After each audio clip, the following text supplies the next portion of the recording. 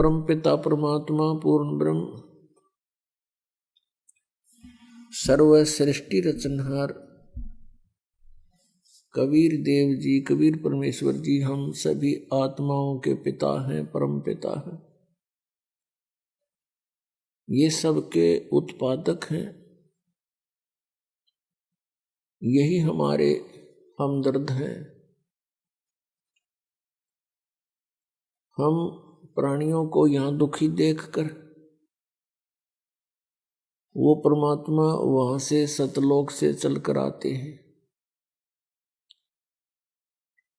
काल भगवान जिसके लोक में हम रह रहे हैं, ये 21 ब्रह्मांड इस काल भगवान के हैं। इस काल भगवान के द्वारा फैलाए गए अज्ञान को समाप्त करने के लिए वो परमात्मा अपने निज स्थान सतलोक से चलकर गति करके यहाँ आते हैं। ये उस परमात्मा का विधान है। और अपनी नेक आत्माओं को, अच्छी आत्माओं को, दृढ़ भक्त को वो आकर के मिलते हैं, उनको ज्ञान से परिचित कराते हैं। ये विधान है परमात्मा का, ऐसे गुण हैं भगवान के। पुण्यात्माओं, जब से ये आत्मा भगवान से, परमात्मा से अलग हुई है, बिछुड़ी है, उसी दिन से इसको परमात्मा के अभाव का एहसास हो गया था। जो सुख इसको वह परमात्मा के चरणों में प्राप्त था, उसको यहां नहीं प्राप्त हुआ।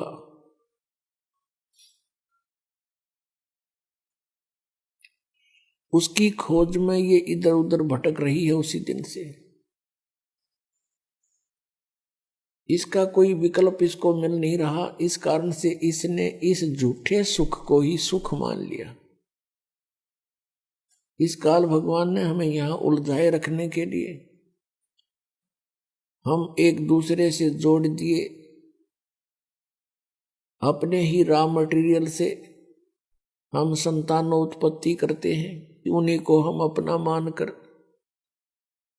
उन्हीं में आसक्त रहते हैं। टाइम पास हो जाता है और ना जाने कब किसकी मृत्यु हो जाती है। छोटे छोटे बच्चे होते हैं, पिता की मृत्यु होगी, कोई और कमाने वाला नहीं। हाहाकार मचा हुआ है। जो लड़की उसके ब्याही थी, उसका अब कोई वारिस नहीं। छोटे छोटे बच्चे, उनको कौन पाले और पोसे। जब तक हम ठीक रहते हैं तो हम इसको सुख मान रहे हैं। जब तक हमारे ऊपर कोई आपत्ति नहीं आती तो हम इसको सुख मान रहे हैं। और जिसमें ये आपत्ति आती है, फिर हम डकरा डकरा के रोते हैं। कार कोठियों को हम सुख मानते हैं, अधिक संपत्ति को हम सुख मानते हैं। तो हमने यही विकल्प मान लिया यहाँ कि यही सुख है। लेकिन आत्मा फिर भी संतुष्ट नहीं है। राजाओं ने राज त्याग दिए कि ये सुख ठीक नहीं, उनको अच्छा नहीं लगा वो।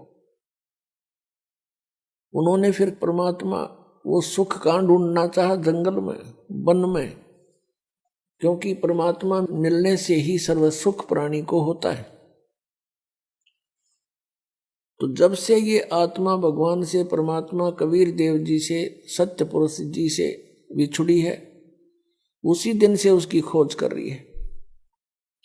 इस काल भगवान को डर लगा रहता है कि कहीं इन जीवों को परमात्मा का ज्ञान ना हो जाए। यदि इनको परमात्मा का ज्ञान हो गया, ये सभी यहाँ से भाग जाएंगे, यहाँ किसी की रुचि नहीं रहेगी। और इस काल भगवान को एक शाप लगा हुआ है, 1 लाख मानव शरीरधारी प्राणियों का नित आहार करने का, जिसके लिए इसने हम सबको यहाँ पाल रखा है, रोक रखा है और बलपूर्वक हमसे सब क्रियाएं करा रहा है। परमेश्वर स्वयं आते हैं इस काल के द्वारा फैलाए गए अज्ञान को समाप्त करने के लिए।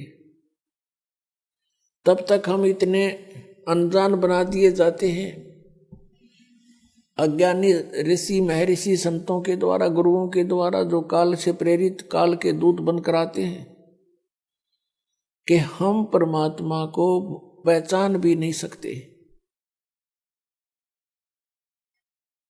क्योंकि परमात्मा का विधान बदल दिया जाता है। परमात्मा पाने की विधि को सारा उल्टा करा दिया जाता है, जिस कारण से परमात्मा से मिलने वाले लाभ प्राणी को नहीं मिलते और धीरे धीरे ये नास्तिकता की ओर अग्रसर हो जाता है। वो दयालु परमात्मा फिर दया बख्शते हैं, अपने सतलोक को त्याग कर यहाँ आते हैं।